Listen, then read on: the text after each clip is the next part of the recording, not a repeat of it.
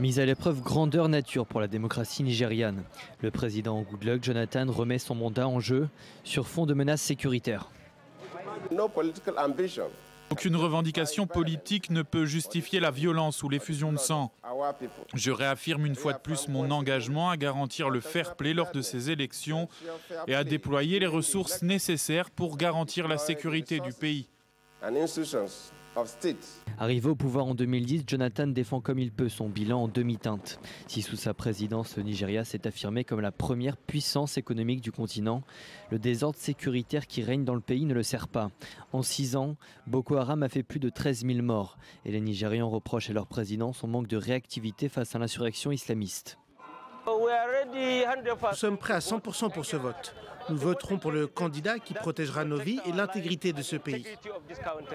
Principal adversaire de Jonathan, Muhammadu Buhari, ancien général de l'armée, au pouvoir dans les années 80, surfe sur l'échec de l'exécutif en place dans sa lutte contre Boko Haram.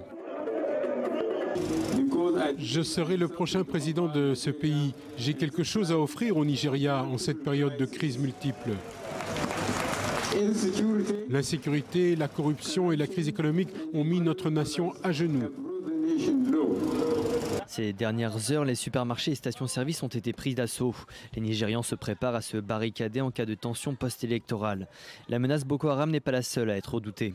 Lors des précédentes élections en 2011, près d'1 millier de personnes ont péri dans des affrontements partisans suite à l'annonce de la défaite de Buhari. À l'époque, déjà, la course à la magistrature suprême opposait l'ancien général à Goodluck Jonathan.